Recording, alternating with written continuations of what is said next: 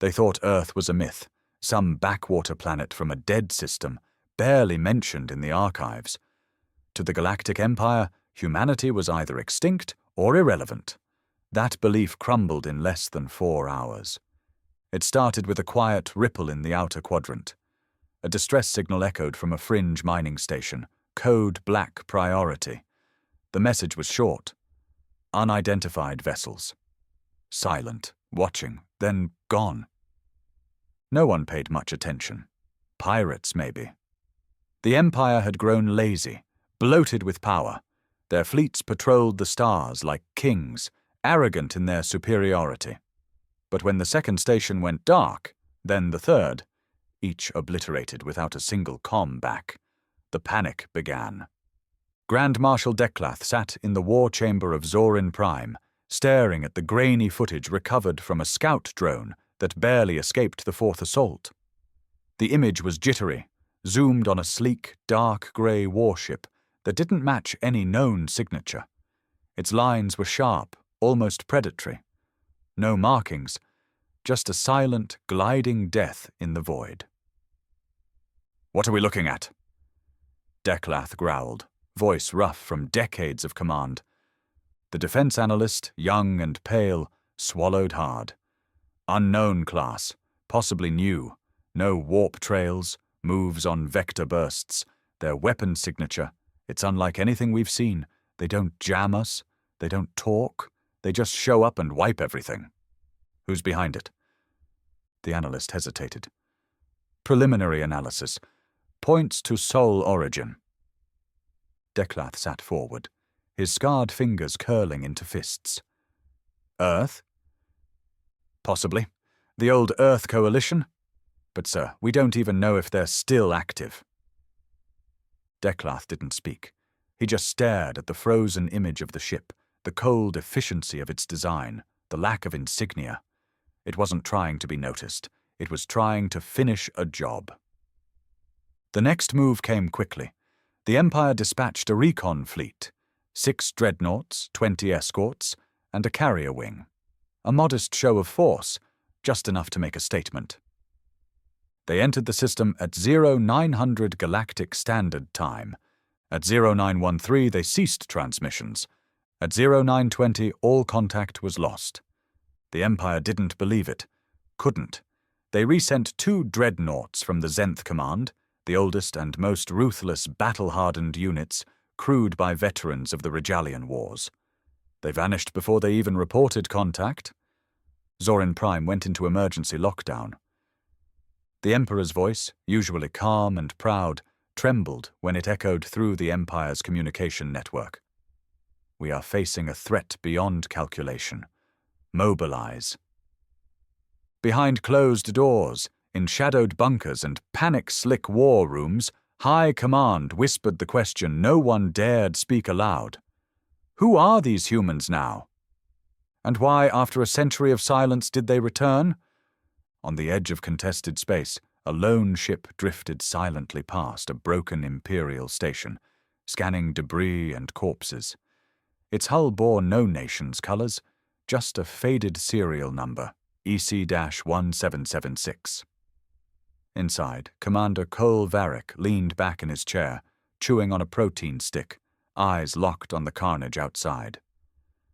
They didn't even get a shot off. His second-in-command murmured, scanning the wreckage. "They never do," Cole replied. "Command wants to know if we're pushing too hard.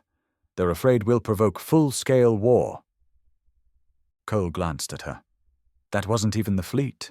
That was just a testing unit. A fraction. They haven't seen Earth angry yet. She looked at him. "What happens when they do?" He smirked. "The galaxy learns fear again." The silence in the Imperial Senate was suffocating.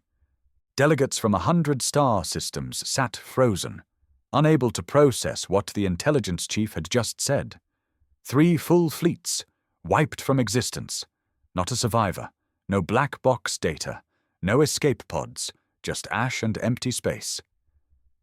High Consul Tharan broke the silence, his voice tight. You're suggesting a rogue human faction possesses the capability to annihilate battle-ready fleets in minutes.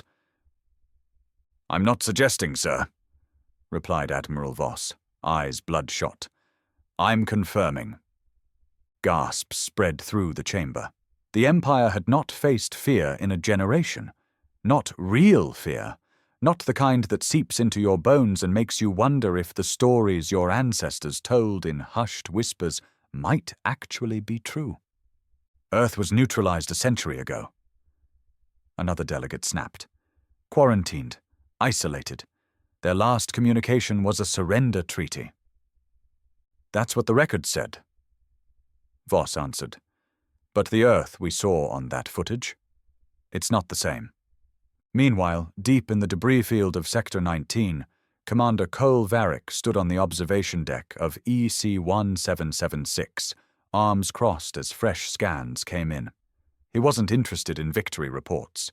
He was watching the reaction, listening to intercepted comms, studying how fast the Empire shifted from arrogance to desperation. "We've poked the beast," said Lieutenant Marin, his comms officer. "They're scrambling everything, mobilizing the Zorin defense grid, activating orbital shields, calling fleets from 5 sectors. Good, Cole muttered. Let them panic. His team didn't speak much when he was like this, focused, calm, but coiled like a serpent. He had been raised for this moment, trained in silence under the mountains of old Siberia, indoctrinated in war schools built beneath the ashes of Earth's ruined cities. He'd read the ancient warnings, knew how the Empire laughed at Earth's fall. But the truth was, humanity hadn't died. It had gone dark. It had evolved. "What's Command saying?" Marin asked, glancing at a private transmission blinking on Cole's terminal. Cole opened it, read silently, and gave a low chuckle. "Orders?" Marin asked. "We're to retreat."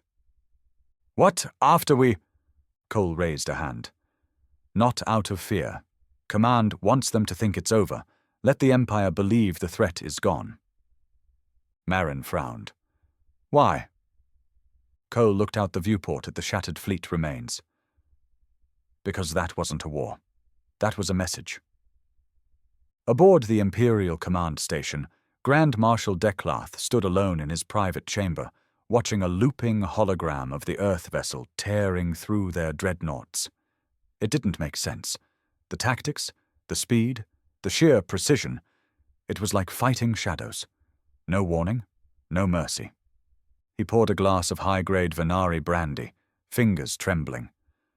Earth was supposed to be finished. Their technology should have stagnated in exile. No trade, no allies, no resources. So how had they done this? His comm chirped. An incoming message, encrypted, from deep within the intelligence core. He answered, and a hooded figure appeared. An archivist, one of the few allowed access to the restricted data vaults buried under the first Imperial city. "We've reviewed the deep files, Marshal," the figure said, "and we found something buried in the old pre-collapse intel, a phrase used during Earth's final transmission before the blackout." "What did it say?" Declath asked quietly. The archivist didn't flinch. "We will remember. We will rebuild. We will return." Declath stared. The brandy glass slipped from his hand and shattered on the floor. He whispered to himself, "We never broke them. We just gave them a reason." Aboard the Earth Coalition flagship Resolute Dawn, orbiting the dark edge of the Osirian belt, Fleet Admiral Grant Hale reviewed the incoming reports in grim silence. The fleet was still cloaked, unseen by any Imperial sensors. Around him, officers moved like ghosts, precise and quiet. There were no celebrations, no cheers over destroyed Imperial fleets, just purpose. The operation had gone better than planned. 16 Earthships, Black Ops prototypes, had engaged and eliminated over 50 Empire vessels. But this was never about numbers. It was about sending a message, and that message had been received loud and clear. "They're rattled," said Commander Varric, just returned from the forward unit. "Empires pulling ships from border sectors, abandoning trade routes, even pulling soldiers off key colonies to reinforce Zorin." "Desperation," Hale said, his voice like granite. "They didn't expect a fight. They expected submission." "They expected the Earth of old," Varric replied.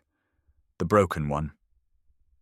Hale stood, pacing slowly to the massive star map hovering in the center of the command room.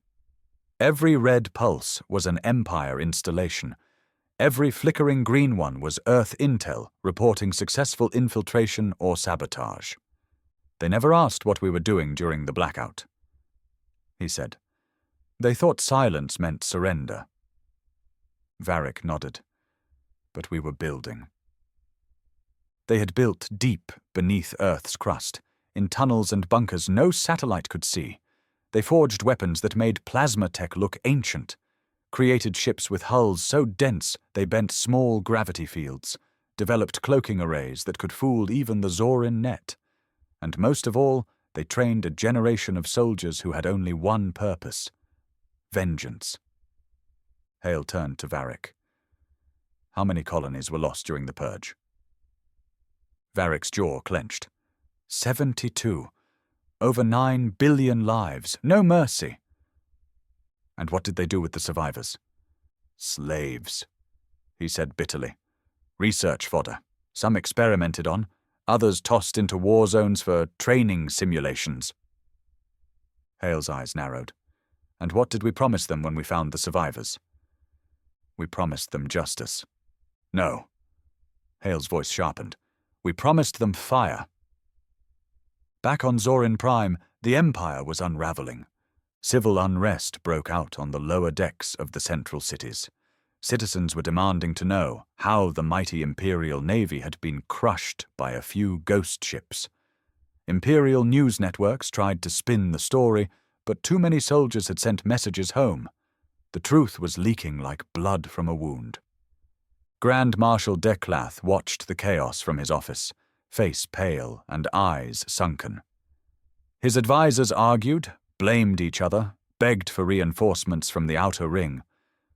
But it didn't matter. The fear had taken root. "They say it was only a scouting unit," whispered Lord Inspector Rahl, voice trembling. "Just a tip of the spear." Declath said nothing. "They say Earth's main fleet hasn't moved yet." Still he was silent. "And if this is just the beginning, what do we do, Marshal?" Declath finally looked up. "You pray the stories about Earth's wrath were exaggerated." They weren't. Far away, in the cold void between systems, the main fleet of the Earth Coalition sat hidden within a nebula, power levels low, silent as death. Thousands of ships, each more advanced than anything the galaxy had ever seen. No lights, no signals, just patience. And in the center of that silent armada, in a darkened chamber lined with memorials of Earth's fallen cities, a boy no older than 20 sat alone in a high-backed chair. He was the firstborn after the purge, the one they called the Echo of Earth. His eyes were calm, his words few. But when he finally stood, the room shivered with command. "Tell the Empire," he said. "We remember everything." The Empire sent peace envoys. It was pathetic. They arrived in ornate diplomatic cruisers, gleaming with gold trim and banners flapping in artificial grav fields, as if tradition and ceremony could mask the fear stinking off them. High Consul Varric, the most silver-tongued manipulator in the Empire's court, stepped off the ramp with a smile carved from desperation. Commander Cole Varric met him alone on the dead moon of Vela 9. No guards, no weapons drawn.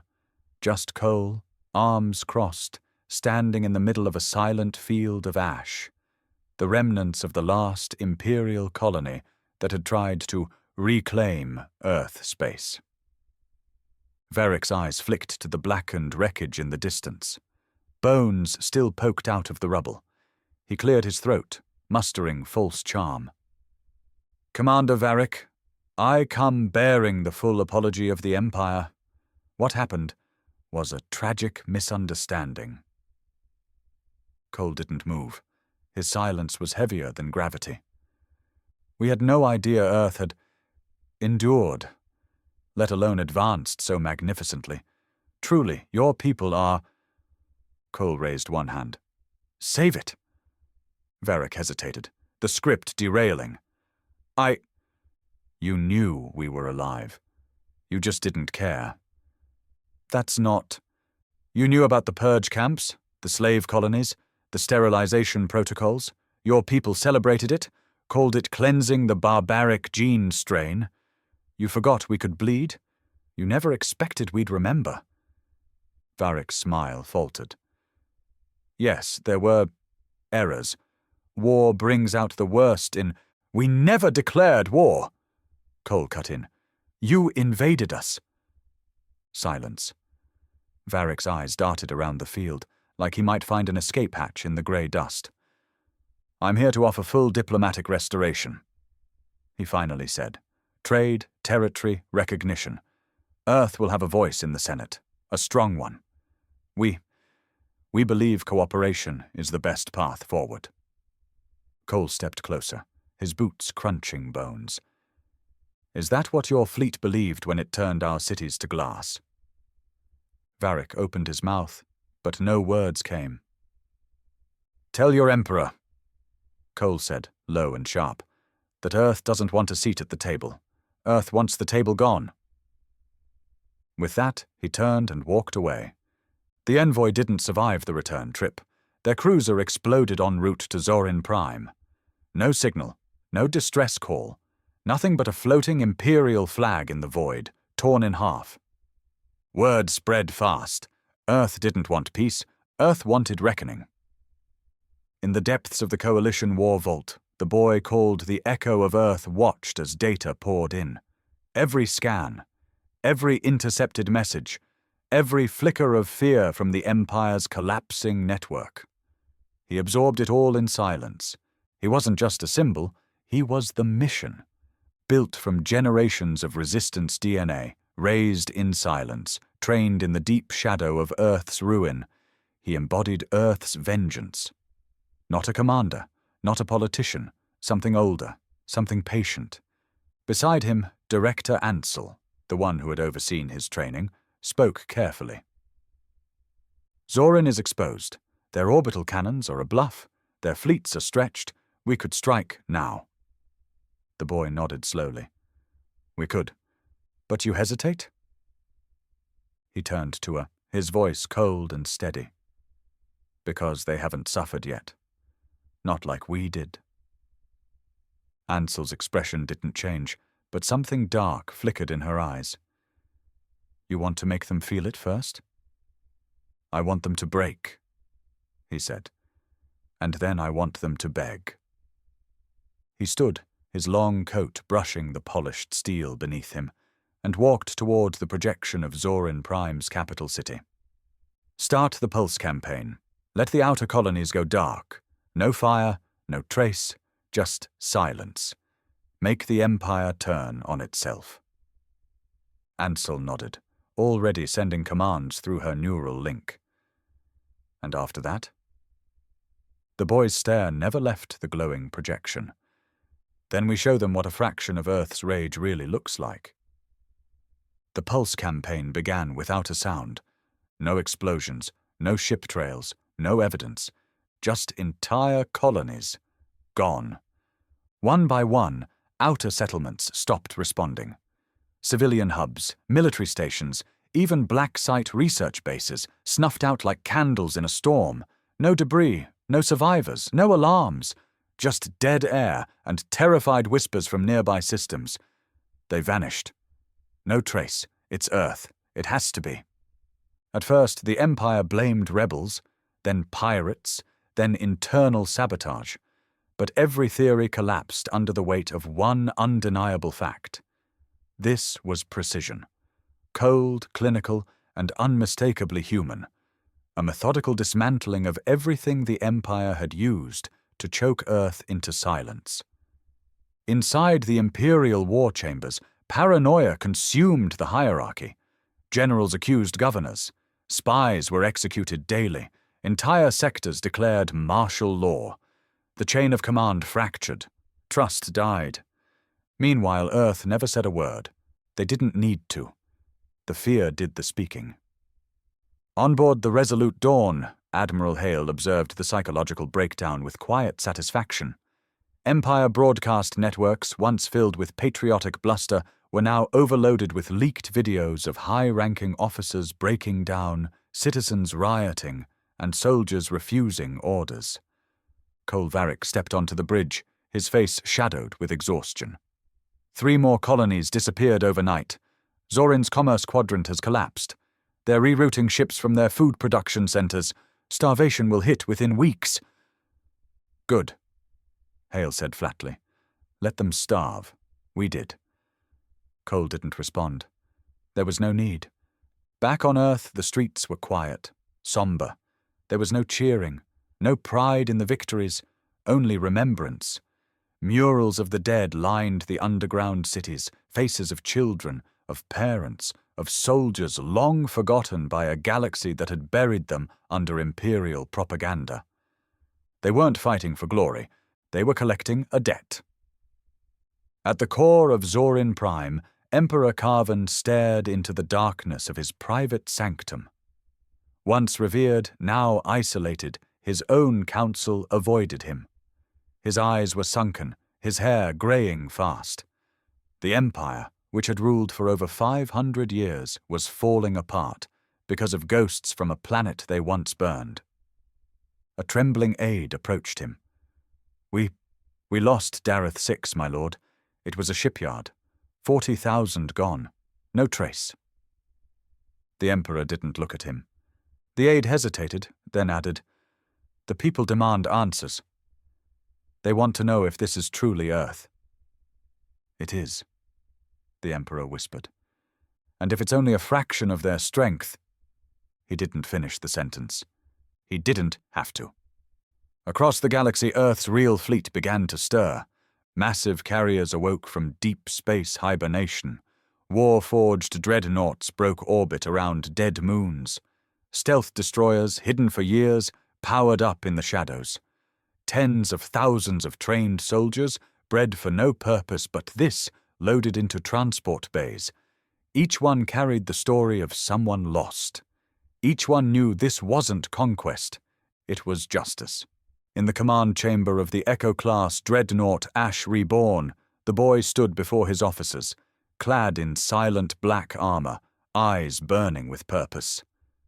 He raised his hand. All of them watched us burn, he said, voice like stone. Now they'll watch everything they built turn to ash. 1,000 soldiers raised their fists in silence. The next phase had begun. And for the first time in centuries, the stars belonged to Earth again. The first real strike came without warning. Not a colony, not a shipyard, but Zorin Prime itself. At exactly 0300 Standard Time, the capital city's upper stratosphere flickered with a silent ripple, barely detectable. The next second, the planetary defense grid, hailed as the most impenetrable in the Empire, went dark. No explosions, no alarms, just dead power and terrified silence. 10 seconds later, the comm towers fried. Then the artificial suns dimmed. By the time the Empire realized it wasn't a malfunction, the Earth units were already inside. They didn't send a fleet. They sent 6 people, a single infiltration team. That's all it took. 6 specialists in adaptive armor dropped from low orbit under the cover of total blackout, slicing through Zorin's layers like they were moving through smoke. By dawn, they had disabled the planetary AI hub, erased 2 centuries of classified data, and vanished, leaving behind one simple message, etched across the palace walls in molten steel. We remember Damaris. The old generation remembered Damaris. It was the colony where Earth's children had been herded into mining pits and bombed for non-compliance. The message hit harder than any weapon. Across Zorin Prime, chaos ignited. Civilians stormed military bases. Soldiers refused to deploy, terrified they'd be next. Half of the palace guards deserted before noon. The rest were found later, frozen in place, pulse devices embedded in their skulls, still alive but mentally shattered. In a single night, Earth had turned the Empire's heart into a tomb. On the Ash Reborn, the Echo of Earth stood before a holofeed of the crumbling capital. His eyes remained fixed as fire spread across Zorin's upper districts. Commander Cole Varric entered, pulling off his gloves, dusted with ash and metal from the op. The team's back, 0 casualties. The Echo nodded. And the package? Delivered. No countertrace. He studied the images in silence. Cole hesitated. That was just psychological. You could have dropped the entire palace. Why spare them? The boy's eyes never left the burning skyline. Because fear lingers longer than fire. They'll retaliate. They'll try. And they would. What remained of the Imperial fleet scrambled to re-establish dominance. Emergency conscriptions began. Prisoners were armed. Governors given full martial authority. The Emperor issued a final decree. Eradicate the Earth threat, no matter the cost. But none of it mattered, because by now every Imperial ship was infected. Embedded in the data streams, deep in their targeting systems and flight protocols, Earth's virus spread like cancer. Undetectable, fatal, and centuries ahead of anything the Empire could comprehend. It didn't crash their systems, it rewrote them. Dozens of capital ships drifted into black holes, unaware their own nav charts had been altered. Others dropped shields mid-warp and tore apart. A command cruiser fired on its own fleet, convinced they were under attack from Earth forces that weren't even there. And Earth still hadn't fired its full arsenal, because the Empire had not yet begged.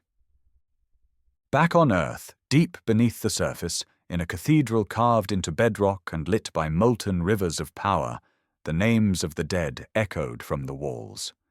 Every soldier, every child, every town erased by the Empire's purge was spoken aloud, day and night, in a never-ending chorus.